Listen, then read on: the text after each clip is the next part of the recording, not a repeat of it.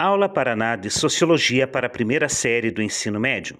Esta é a aula número 17 com o tema Émile Durkheim e a Sociologia como Ciência. Continuando o trabalho iniciado por Comte, o de fazer da sociologia uma ciência numa visão positiva, surge nessa história o sociólogo francês Émile Durkheim, que viveu entre 1858 e 1917. Dar à sociologia uma reputação científica foi o seu principal trabalho. É a partir desse pensador que a sociologia ganha um formato mais técnico, sabendo o que e como ela iria buscar na sociedade. Com métodos próprios, a sociologia deixou de ser apenas uma ideia e ganhou o status de ciência. Esta é a obra As Regras do Método Sociológico, publicado no ano de 1895. Durkheim presenciou algumas das mais importantes criações da sociedade moderna, como a invenção da eletricidade, do cinema, dos carros de passeio, entre outros.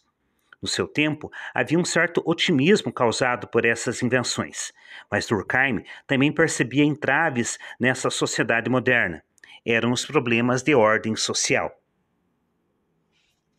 E uma das primeiras coisas que ele fez foi propor regras de observação e de procedimentos de investigação, que fizessem com que a sociologia fosse capaz de estudar os acontecimentos sociais de maneira semelhante ao que faz a biologia quando olha para uma célula, por exemplo. Falando em biologia, nota-se que o seu objeto de estudo é a vida, em toda a sua diversidade de manifestações. As pesquisas dos fenômenos da natureza feitas pela biologia são resultantes de várias observações e experimentações, manipuláveis ou não. Já para a sociologia, manipular os acontecimentos sociais ou repeti-los é muito difícil. Por exemplo, como poderíamos reproduzir uma festa ou um movimento de greve em laboratório? E sempre de igual modo, seria impossível.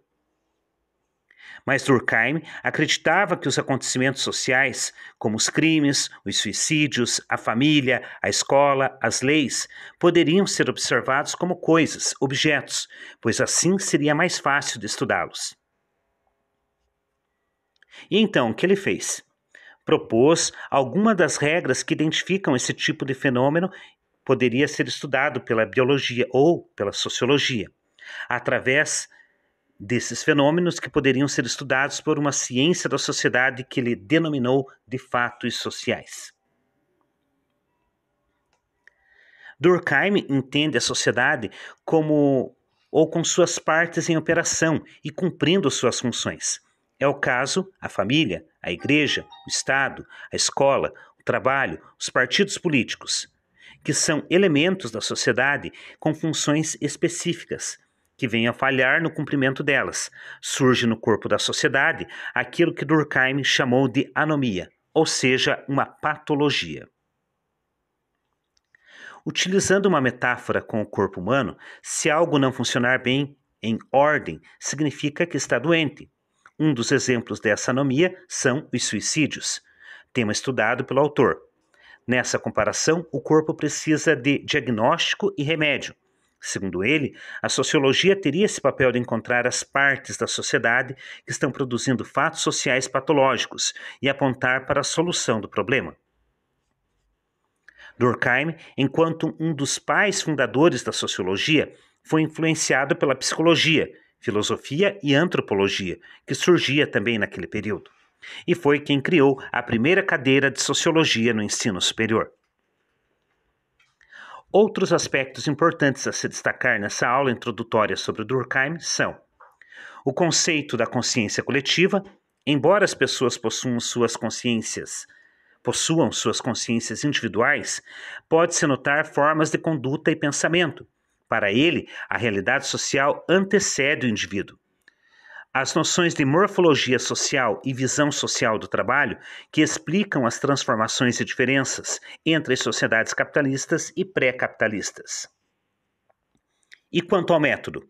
Buscando distinguir uma nova ciência de outras disciplinas como psicologia e biologia, o método desenvolvido foi o funcionalismo, ou o método comparativo, como uma adaptação do método experimental das outras ciências. As etapas do método funcionalista são observação do fenômeno, formulação de hipóteses e realização de experiências, objetivando comprovar hipóteses. Assim, segundo Durkheim, a sociologia deveria explicar que os fenômenos sociais são regidos por leis que independem da vontade do indivíduo. Era esta a nossa aula de hoje, agradeço pela atenção e até o nosso próximo encontro.